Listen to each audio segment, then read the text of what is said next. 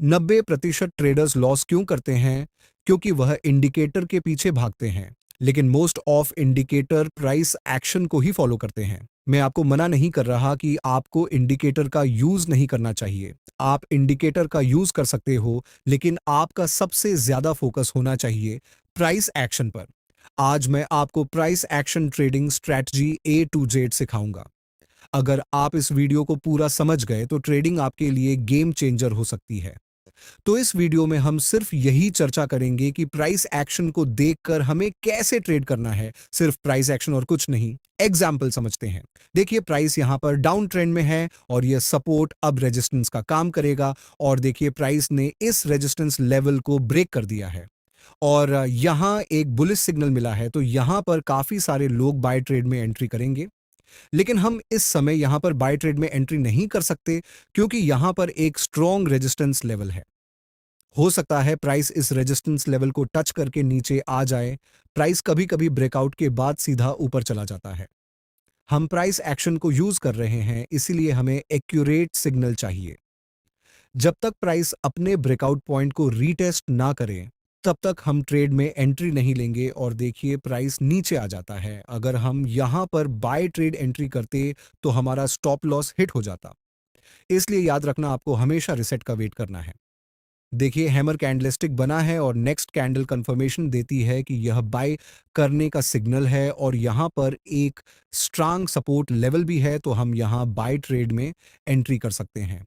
Hammer के लो का हमारा स्टॉप लॉस रहेगा और प्रॉफिट बुक करने के लिए यह लेवल यूज करेंगे, क्योंकि प्राइस यहां से लास्ट बार नीचे आई थी। देखिए प्राइस ऊपर चला जाता है और हमारा प्रॉफिट टारगेट कंप्लीट हो जाता है।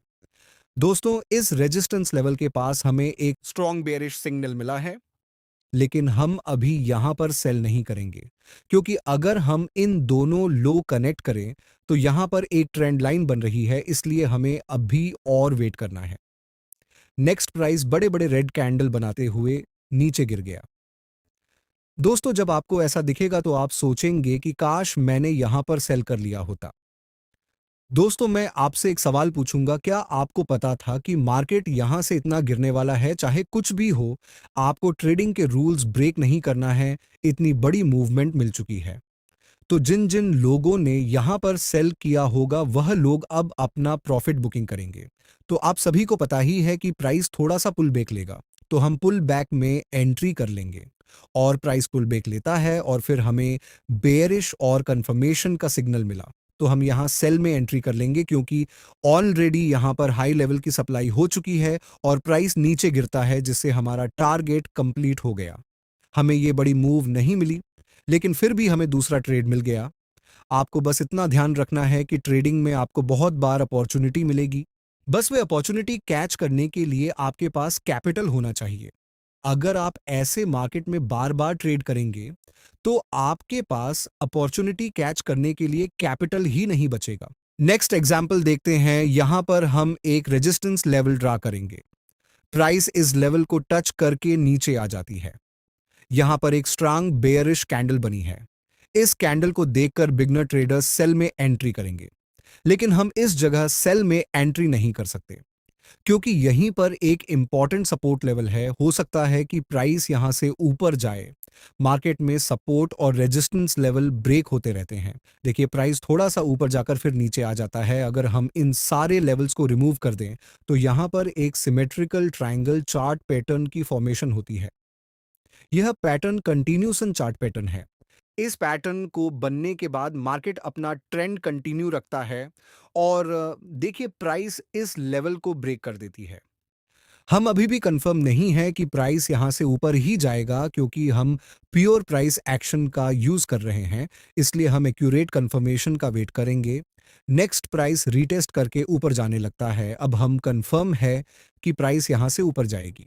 अगर हम ऐसी जगह ट्रेड करते हैं, तो हमारा स्टॉप लॉस बहुत ज्यादा बड़ा नहीं रहता है।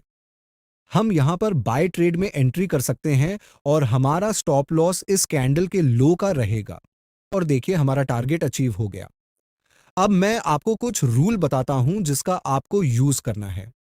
जब आप पूरे प्रोटेक्शन के बेस पर ट्रेडिंग करते हो, तो आपको मार्केट में कभी भी ट्रेडिंग के किसी भी रूल को ब्रेक नहीं करना है। एग्जाम्पल, आपको हमेशा ट्रेंड के साथ ही ट्रेड करना है। ट्रेंड के ऑपोजिट डायरेक्शन में ट्रेड ना करें, अपनी क्वांटिटी को मैनेज करना है।